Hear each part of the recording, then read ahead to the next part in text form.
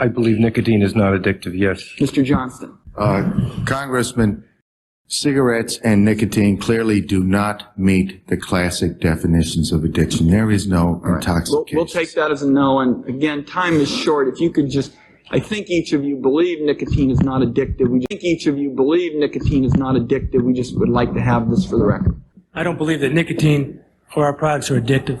I believe nicotine is not addictive. I believe that nicotine is not addictive. I believe that nicotine is not addictive. And I too believe that nicotine is not addictive. And based on careful examination, there are 3 overall conclusions to this report. First, cigarettes and other forms of tobacco are addicting. Second, nicotine is the drug in tobacco that causes addiction. And third, the pharmacologic and behavioral processes that determine tobacco addiction are those that determine addiction to drugs such as heroin and cocaine. That first clip was from 1994, when the leaders of the country's largest tobacco companies testified before Congress. The second was Surgeon General C. Everett Koop announcing new research on addiction 8 years earlier. The use of bad science allowed the tobacco industry to delay regulation and protect itself from lawsuits. In 1998, 4 years after the chieftains of tobacco denied that nicotine was addictive, the industry agreed to a settlement that would cost them $206 billion over 25 years and severely restrict its advertising, especially to kids. As the Indiana Youth Risk Behavior Survey notes, tobacco is the only product that kills when used as directed. Today, the story is about science scams. Scams where scientists intentionally falsified or simply made up data to support their position. Our collective lack of understanding about science has always been a problem. Most of us would struggle to not only understand pieces, but putting it all together is beyond our skill set. Scientists that do understand how this stuff works publish papers so they can share what they know and to help other scientists replicate the experiment. Those papers include citations to show how the work of others influenced the research. Now, where it gets tricky is when some citations are real, but a lot of papers seem more credible. Likewise, sometimes citations are left out entirely, and the author presents the ideas as their own. As T.S. Eliot once said, "Good writers borrow, great writers steal." Well, that may work for fiction, but it's not good science.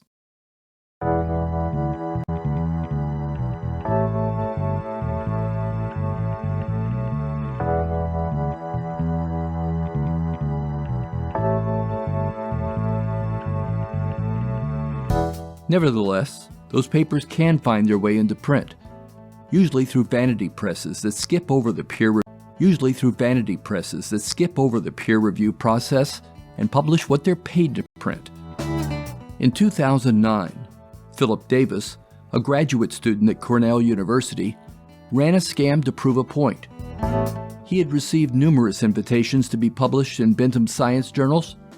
He decided to submit a paper. With the help of a website that creates bogus scientific papers, he submitted the paper for what was supposed to be a peer-reviewed journal. Davis said that he and the other authors were affiliated with the Center for Research in Applied Phrenology, which, if you're a fan of acronyms, spells out C-R-A-P. Crap. Lo and behold, the paper was accepted, and the firm asked for $800 to cover publication fees. The money was to be sent to an address in the United Arab Emirates. Davis said, to be fair, many papers Bentham published are peer-reviewed, but it appeared he was inconsistent. These publishers participate in what's known as open access, a place where scientists can publish information that either did not survive peer review or were not yet ready for that process. I'd like to tell you the scientists are cleaning up their act, that scrutiny by peer-reviewed journals has increased, place to catch research scams. I'd like to, but I can't.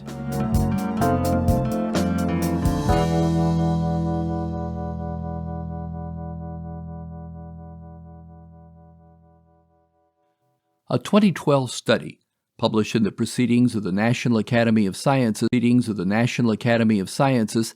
analyzed 2,047 retracted papers in the biomedical and life sciences fields.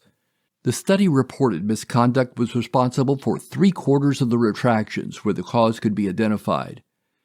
Industry watchers say the number of new studies are increasing, and that has likely increased as well. In 2016, the Canadian Broadcasting Systems program, The Nation, took a look at the problem through the eyes of 3 professionals whose job it is to expose scam science. Here's researcher Ivan Oransky and reporter Kelly Crow.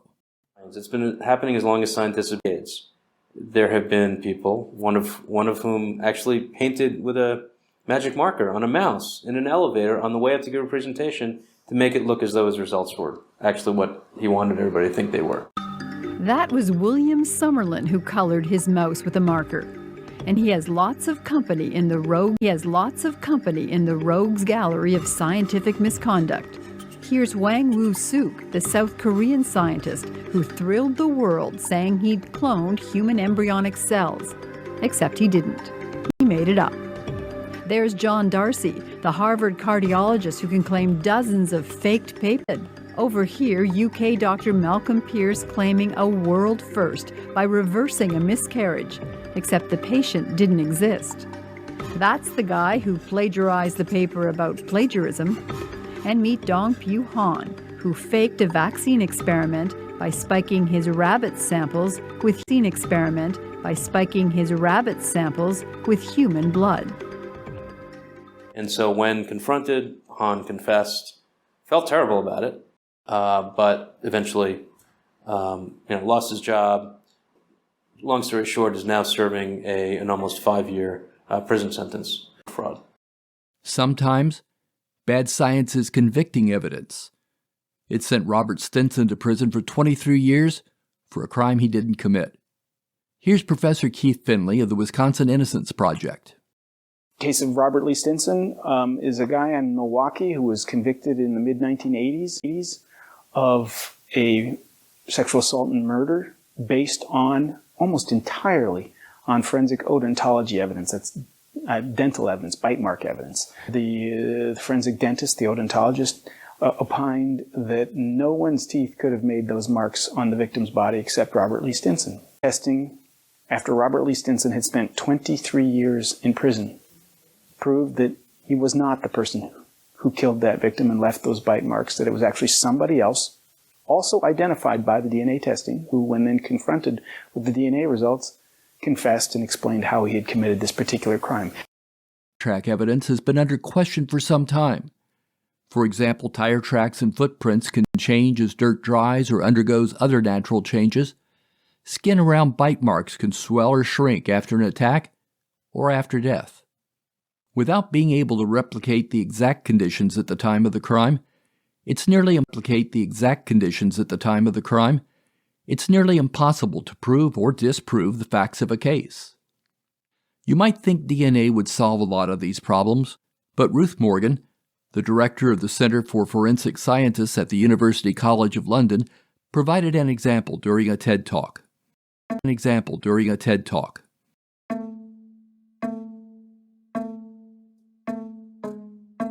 It might not surprise you if I told you that later tonight you might have left a hair, a fibre, maybe even your DNA on that seat after you've got up.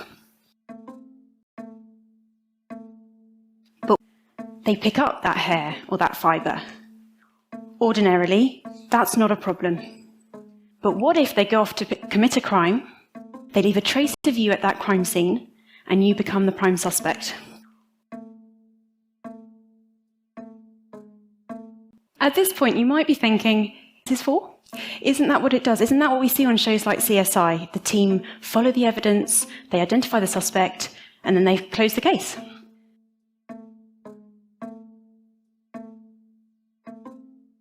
Not all of us are going to commit a crime, but every single one of us could be accused of one. So imagine you're standing in the court, and the expert is explaining to the judge how that hair, that fibre, how your DNA is cast iron proof of your guilt. but you know you're innocent, but you know it's you versus, but you know you're innocent, but you know it's you versus science. Now we know that there are lots of people out there who don't have to imagine this because it's happened. But the thing is, it is still happening.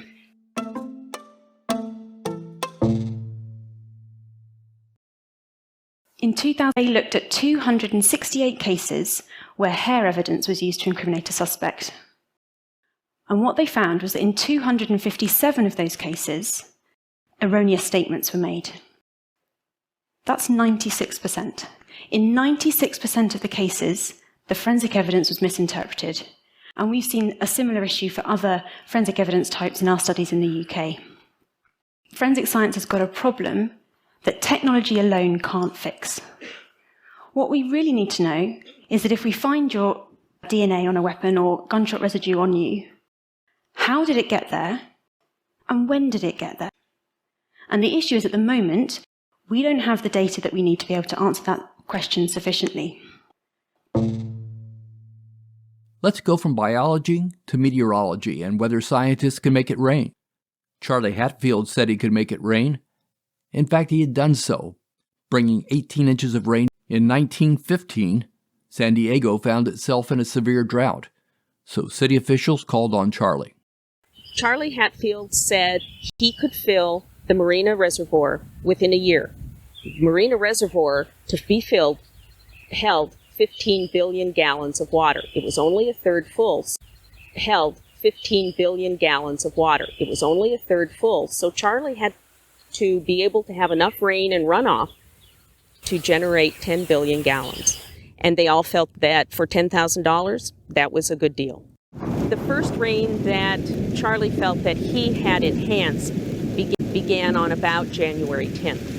And it rained fairly consistently, both inland and in San Diego, over the next 3 or 4 days. But on January 14th and 15th, it really began to pour.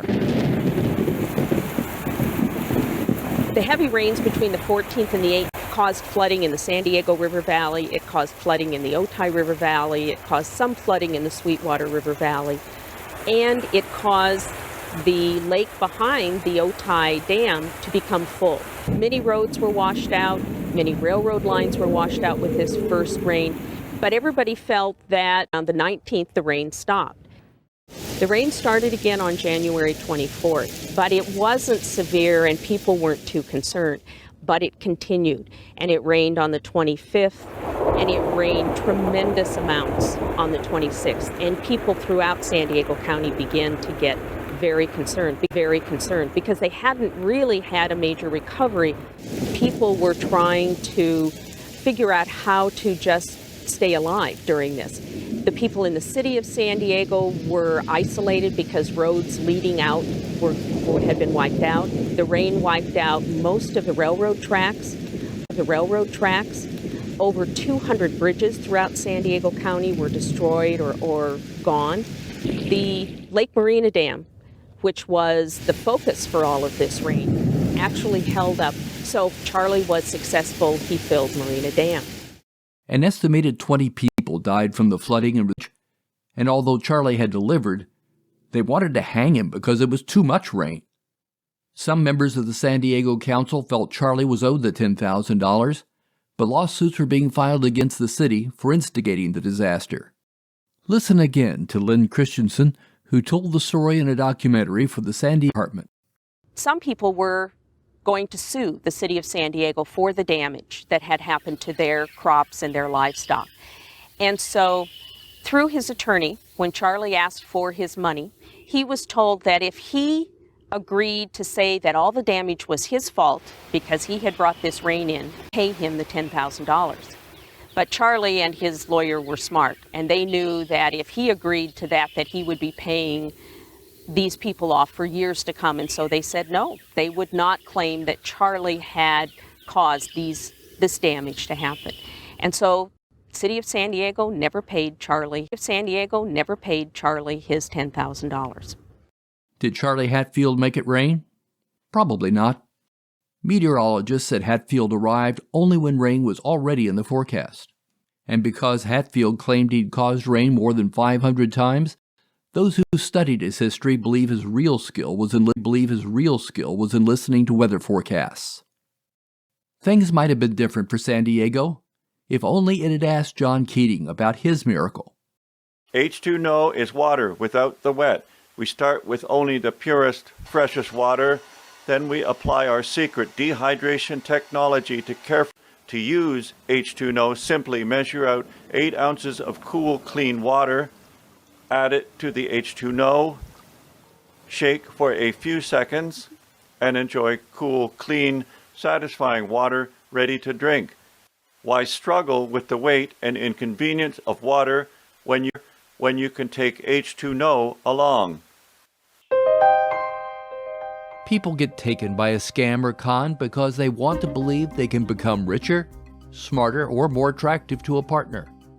But because they were the mark, they never realized they were being scammed. They never saw it coming. A new episode of Scams and Cons is coming in 2 weeks. Thanks for listening.